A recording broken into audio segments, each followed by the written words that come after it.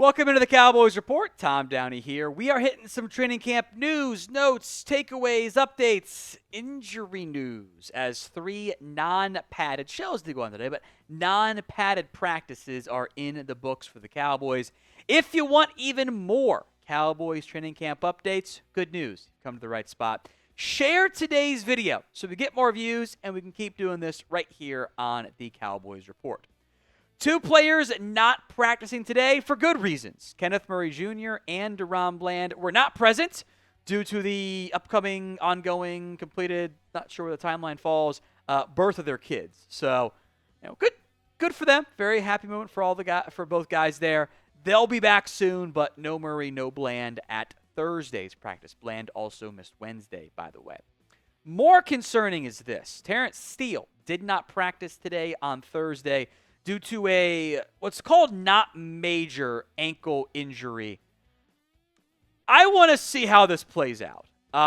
Nick Harris was the first one to say it wasn't major, which normally like Cowboys PR says this is what's going on, and all the guys tweeted out at once there. I'm gonna monitor this because he practiced fully Wednesday and then wasn't out there Thursday. Did he just sprain it? Did he just roll it? That happens. He's got to stay healthy. You need him at right tackle, even though some of you guys don't like him. The Cowboys are optimistic about his impact. They went to Hakeem Adeniji at right tackle once the injury hit. You're playing Hakeem Adeniji real snaps. You're begging to win 6 games, to win 7 games. He's not a starter in this league. So I hope Steele's fine. I am going to choose to believe he's fine. We'll know more over the weekend, but I'm going to monitor that one because if he's not 100%, this entire offense, this house of cards could collapse if the offensive line doesn't play well. You've invested a lot. Your money and your draft pick capital is heavily into your offensive line. It had better be good. So I've seen the Cowboys lie about injuries before. I'm not saying they're doing that here, but I am going to monitor it. I'm old enough to remember when Tyron Smith was fine, and then 3 hours later, nope, the hamstring came off the bone. I'm old enough to remember that. All right, some training camp takeaways. Flashing might not be a good enough word for Donovan Ezeiruaku. He had flashed the first 2 days. He was outright dominant on Thursday. Whoever it was against him, it didn't work. He got reps with the first team. Again, no Micah Parsons, so more reps to go around. He dominated. And this environment with no pads on, it benefits him where he can just use his speed and his pass rush skill set and all of that to be a wildly impressive player. I love what I've seen from Donovan Ezeiruaku. I thought he should have gone in the first round. The Cowboys got him in round 2. If this can be an actual Robin to the Batman of Micah Parsons, so to speak, if you can get into passing downs, it's a really good sign. What is your excitement level over Donovan Ezeiruaku? Scale it for me from 1 to 10. 1 on the low end, 10 on the high end. Kaiir Elam also continues to impress. We'll talk about the receiving core having its wins a lot here, but on the outside, especially with DaRon Bland out, it's one corner I kind of trust right now because you're down your top 3 guys to an extent. No Revel, no Diggs on PUP to start /NFI for Revel. No Bland right now with his kid coming. Elam's been pretty good. He had a really good interception the other day, a diving pick off Dak, which the picks Dak has thrown has been didn't see a guy in the flat, diving pick, one-handed pick. If you're gonna throw picks, that's actually probably how you want it to happen because there's really good plays. Malik Hooker had a great one-handed catch. Shadi kept talking about Elam's confidence. He wasn't confident in Buffalo. If that continues, that's a good sign for the Cowboys defense. It could be if you get hits on Elam and Ezeiruaku for what you gave up to get them, those are steals. Ezeiruaku got the best of Tyler Guyton several times today. I do want to emphasize that. But offensive line, edge matchups are weird. It wasn't like he got beat every time. I think overall, and I'm going to defer to my guy Vach Lombardi on this, he made the comment on Wednesday, he was impressed by Guyton. And that carries a lot of weight with me because Vach knows offensive line play. And as he wasn't super high on Guyton either, he's not going to sugarcoat things. He's going to be honest, and I always appreciate when content creators do it, and it's not just like, everything's great.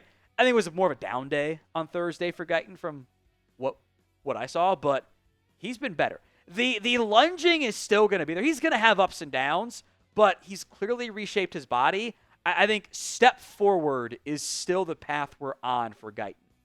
Now, if you're not buying it, I get it. But are you drinking the Guyton Kool-Aid? Y for yes, N for no. Because, again, your offensive line needs to be good this season. How about some Nathan Thomas praise? Schottenheimer has mentioned him. He got some work with the second team at left tackle with Matt Oletzko getting some work at left guard. Richards kind of flexing around a little bit there. Thomas is trying to earn his way onto the roster. He's probably on the outside looking in right now. I am curious what Thomas's role looks like. This offensive line room has 14 players who were drafted or have played like actual real NFL snaps. Thomas was drafted. He might be 11th on that list. The positions like outside of your first 5, ignore them almost. Like they're gonna flip and flop. There's gonna be the position flex the Cowboys covet. I think if Thomas can earn a spot, because you're not gonna make the Cowboys roster on the offensive line unless you earn it. So if he does earn it, good. Now, we are narrowly behind the 49ers report in our July share battle. Help us out by sharing today's video, social media, Facebook, Instagram, Twitter, X, text it to a friend. We got you covered. Let's hit some quarterback talk. I mean, how can we not? Let's go with Joe Milton first, because that's the fun new toy. Again, this is mostly going to be up and down. Like, the mobility's great. I think there are times he holds the ball too long. I don't think his processing is there yet. He's in year 2. That does make some sense, even if he is older than Trey Lance. Like, that's understandable. The physical traits, no doubt they are there. There are definitely moments like that guy's got a cannon. Can you develop the rest of it? We'll see in the preseason. It's going to be fun to watch, make no mistake about it. I just, off tangent, I made the flippant comment of like when it looked like for a second that Justin Fields was going to be hurt. I'm like, Joe Milton for a first-round pick. Who says no? Obviously kidding. Like, no one's trading a first-round pick for Joe Milton. Some people said they would not do it. You guys are insane. Like, come on. You flipped the day 3 pick for him. Like, that's the proper value in the end. Like, but you can be excited about him. That's perfectly fine too. As for Dak, looks like Dak. The interception he threw to Malik Hooker was actually a sack. Like, Ezeiruaku beat Guyton. Why not see what happens? Like, that's not really a big deal to me. Elam diving pick. Okay. And didn't see it kneeling in the flat at all. Was surprised he dropped back. That's kind of classic Dak. He's still Dak. For better or for worse, he's still Dak. He seems to be, again, leading well as he always finds a way to do. It's always going to be a good thing for Dak. They gave him some read option stuff. I don't know if you want to do read options in July, but the hamstring's fine. Stay healthy. Otherwise, we got a whole different conversation to have. We will be live for the Cowboys preseason. I'm excited to watch Joe Milton. That should be entertaining. Don't miss out. Hit that sub button right now. First off, George Pickens, CeeDee Lamb, best friends. Hopefully in a good way. Hopefully Lamb brings the best out of Pickens and not Pickens brings the worst out of Lamb or whatever. Pickens has not had that highlight crazy-ass catch yet. I'm sure he will soon. Be patient. Lamb's not fair right now. Like, you don't have Bland. You don't have Revel. You don't have Diggs. Like, Kamon Hall and Kalen Carson were getting a bunch of reps against CeeDee Lamb, and he keeps cooking them. It's just not like his after. Like, I think Lamb is one of the 2 like most excited players to be out there at camp because he wasn't here last year.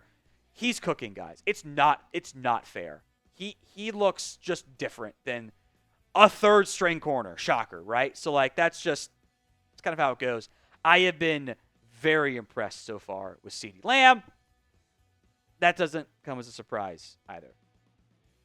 All right, rank CeeDee Lamb for me and George Pickens, who's looked good too. Little shaky day one with Dak chemistry, but he's going to be good. Rank them among the NFL wide receiving duos. Sound off in the comments of today's show. I got a kick out of Brian Schottenheimer's comment at his press conference today, like talking about Sam Williams, who I think was too excited on day one. He got kicked out of practice for running through Tyler Neville and then hitting Phil Maffa too hard. Sam hasn't played football for a year. He missed this shit, which is what I want, by the way. The line from Schottenheimer was that Williams was going to be foaming at the mouth to get back out there in pads. I think Schotty might let these guys tackle some, which hopefully ends up being a good thing. Sam Williams, I think, is still kind of working behind Ezeiruaku, but he's rotating in. No Micah means more reps for these guys. It's just like I hope he plays well. There is depth at this edge rusher room. Micah, Fowler, Ezeiruaku, Nealand, Sam Williams. It's a damn good top five. That's really good. So what their impact looks like, we shall see. All right, the tight ends. Showing some flashes. Jake Ferguson continues to make plays. Brevin Spanford, every now and then, there he is. There's a guy that Shotty was excited about. I am excited about Ferguson. I think Dak being back and Ferguson being healthy should make it look more like 2023 than 2024. I think Spanford has a chance to be tight end too. Luke Schoonmaker caught a pass today and fumbled. The fumbling has been an issue for the Cowboys. I always worry about attention to detail with this team because they haven't had good attention to detail since Parcells? Jimmy? The fumble's got to stop. Olivia knows that ball security is job security. Cowboys got to be better with that. We'll see if this changes, but right now Jack Samborn has the green dot for the Cowboys. Kenneth Murray has not had it. He's obviously out. Maybe they knew Murray was going to be out, so they went with Samborn early on. We'll see how that changes. They obviously knew that he was going to have a kid. That wasn't a surprise to Kenneth Murray, I promise you that. But Samborn's the vet in the system. He knows how to move Eberflus's defense. What happens when Overshown gets back? Because Overshown's kind of been right alongside Eberflus. They're kind of been communicating, getting those mental reps. Overshown also sprinted downfield when Hooker made the interception. I'm curious. That was actually a really, really fun thing to see. What happens when Overshown gets back? Who is linebacker 2? I don't think the Cowboys know right now. Whoever that linebacker 2 is once Overshown gets back probably leads the Cowboys in tackles. So with that in mind, who is it? Let me know in the comments of today's show. I want to wrap up by reminding everyone of this. Don't worry about the backs just yet. Williams has gotten plenty of first-team reps. Miles Sanders has shown some flashes. They got Jaden Blue going with a screen. Deuce Vaughn keeps looking actually kind of nice. I see a lot of Deuce Vaughn clips on social media, but there are no pads on. So don't worry about it.